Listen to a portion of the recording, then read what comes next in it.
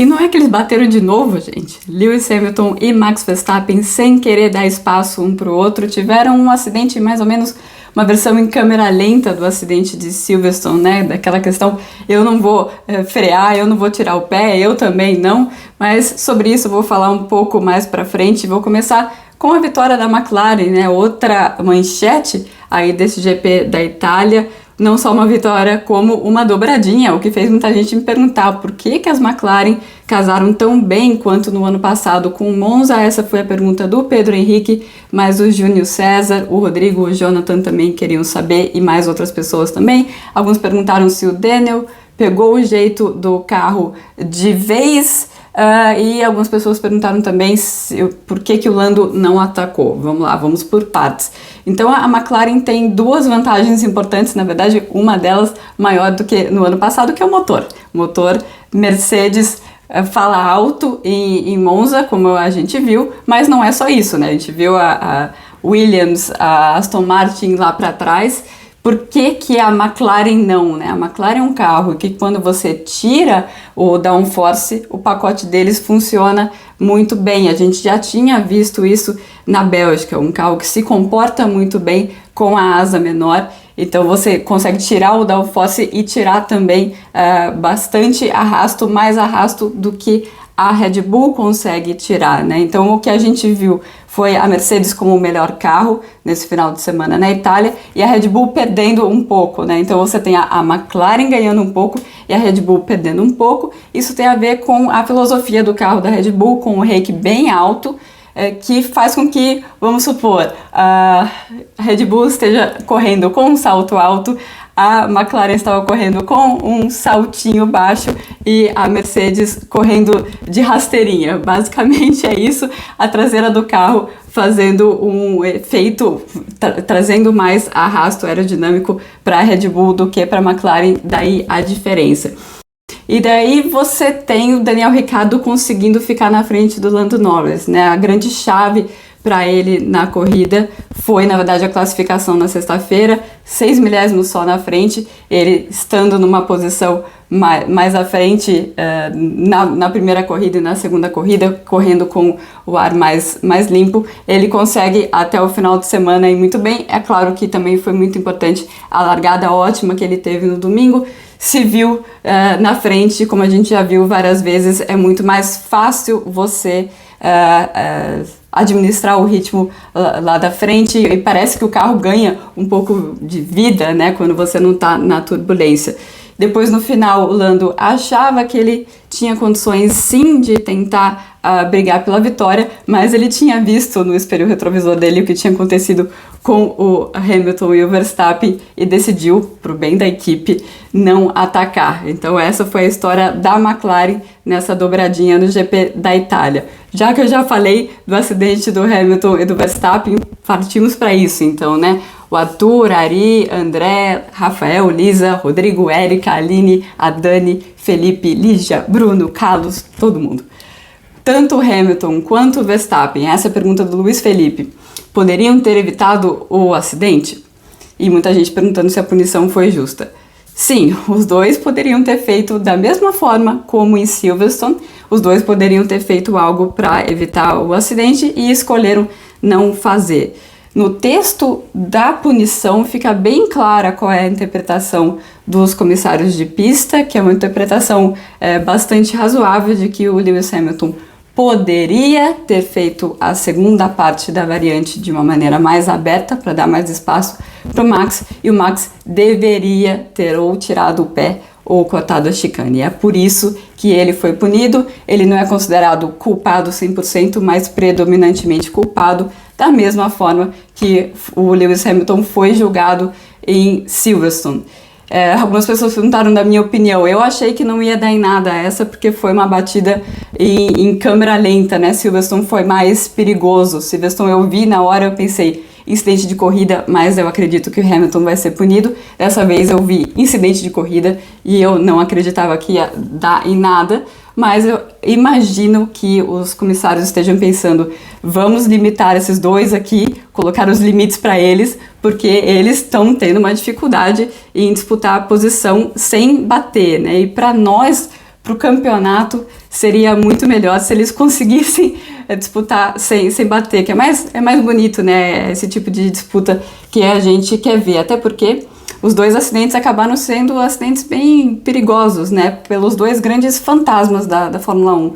Um é a desaceleração repentina, que foi o que aconteceu com o Max em Silverstone, um acidente em altíssima velocidade, e o que aconteceu com o Lewis de um pneu tocar na cabeça dele, né? Que é o outro grande drama da Fórmula 1. Então a gente já viveu esses dois grandes dramas e está na hora dos dois se comportarem melhor na pista.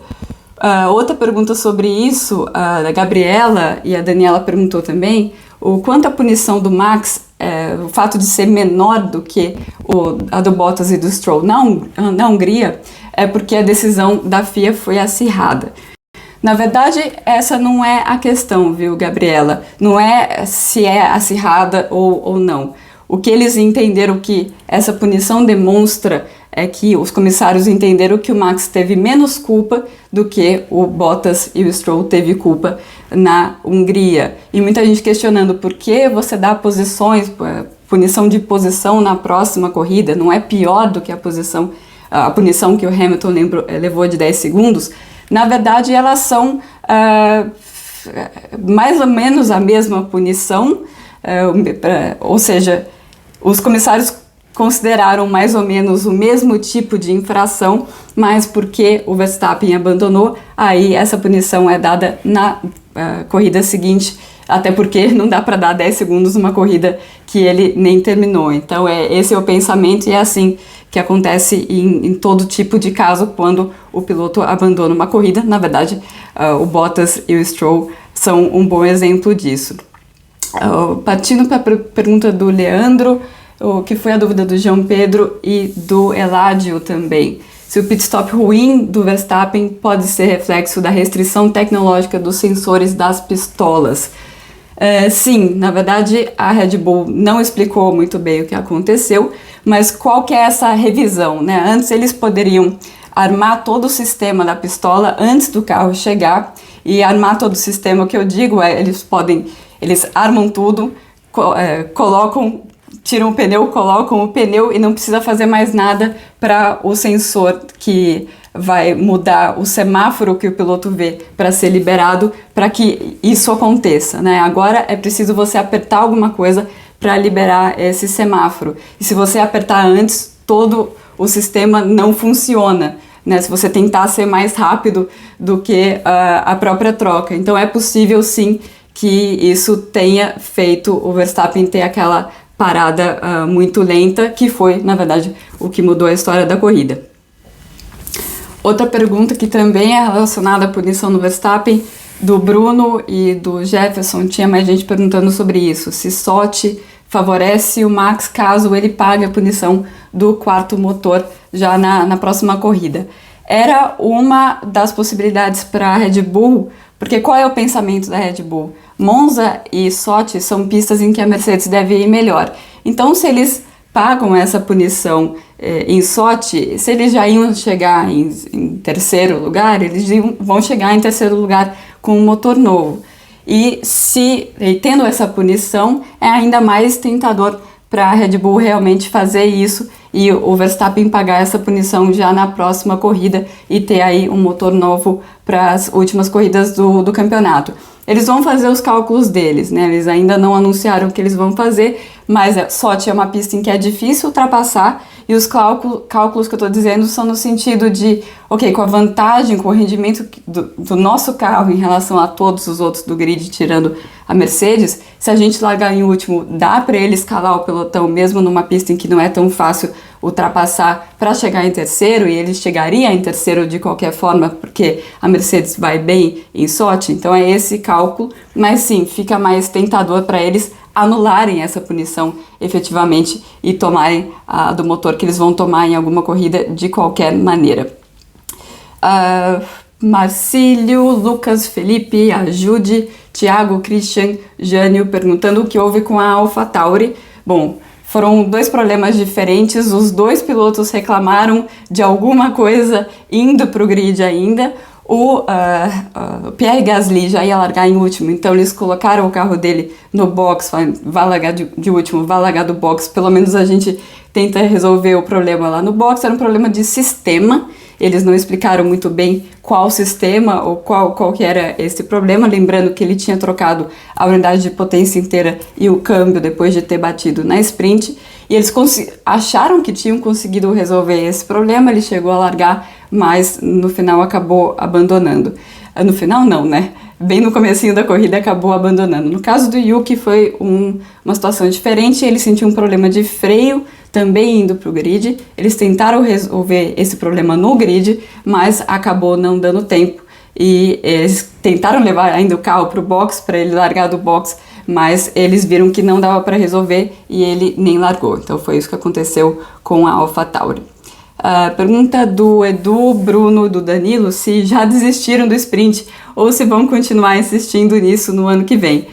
Muito provavelmente vão continuar insistindo nisso no ano que vem, por até questões comerciais. Eles entendem que essas corridas sprints são benéficas do ponto de vista comercial, fazem a Fórmula 1 ficar mais falada nas mídias sociais e essas coisas contam muito para a Liberty. O que eles podem fazer, o que eles com certeza vão fazer, eles vão mudar o formato. Ainda está sendo estudado o que vai ser feito, mas uma proposta que é interessante é fazer com que a classificação valha tanto para o sábado quanto para o domingo. Daí você tira aquela coisa dos pilotos estarem um pouco reticentes em ter disputas muito duras no sábado, porque o resultado do sábado não interfere no grid do domingo se for feita essa mudança. É uma mudança interessante, o que, se eu tivesse qualquer voz na Fórmula 1, a minha proposta seria que o FP2, aquele treino livre que ficou meio perdido no sábado de manhã, fosse uma das classificações para uma das corridas. E vou deixar eles escolherem para qual corrida seria. A gente sempre vê, né, que quanto menos informações as equipes têm sobre ritmo de corrida, melhores as corridas são. Então, por que não, né? Faz um treino livre só, 2 classificações independentes para as 2 corridas, e aí não tem todo aquele temor de, no sábado, eu quero terminar a corrida aqui para garantir a minha posição no domingo. Um outro fator também seria aumentar a duração dessa corrida do domingo, porque 18 voltas em Monza não foram suficientes para as diferenças de pneu fazer a diferença, mal dizendo. Então, talvez essa seja uma saída, mas sempre tem aquela coisa, mas daí meu motor vai gastar muito e tal. Então, é uma coisa sempre muito mais complexa do que pode parecer pra gente logo de cara. E fechando, o Ju Responde do GP da Itália, o Luiz Otávio, o Thiago e o Luiz perguntaram por que estava tão difícil ultrapassar em Monza nesse ano. Na verdade, já faz algum tempo que é difícil ultrapassar em Monza. São 2 fatores. Tem a parte de downforce, né? Os carros estão com o mínimo de downforce possível, então eles estão escorregando mais e eles estão mais suscetíveis à turbulência, ao mesmo tempo que eles se aproveitam mais do vácuo. Então eles se aproveitam do vácuo na reta, mas seguir um carro de perto na parabólica, ou na Alboreto, ou na curva grande depois, é mais difícil, porque eles estão com menos downforce. Também você tem uma questão de superaquecimento de pneu, quando você fica muitas voltas atrás do outro carro, que acontece em todas as corridas do campeonato, mas estava quente nesse final de semana em Monza, então esse efeito é ainda maior. E tem a questão da recuperação de energia do motor, né, que é uma coisa dos últimos, que são 7 anos já desse regulamento, 8 anos desse regulamento da Fórmula 1. O que acontece? Em Monza você tem 75 a 80% do tempo de volta com o pé embaixo, ou seja, em algum momento você vai precisar usar a reta para recuperar energia. Então, se você tem, a gente viu isso muito com o Lando e o Hamilton, carros com estratégias diferentes de recuperação de energia, vai ser mais difícil ultrapassar em Monza, sim. Bom, espero que vocês tenham gostado e eu volto daqui a 2 semanas, quando estiver de volta do GP da Rússia. Até lá!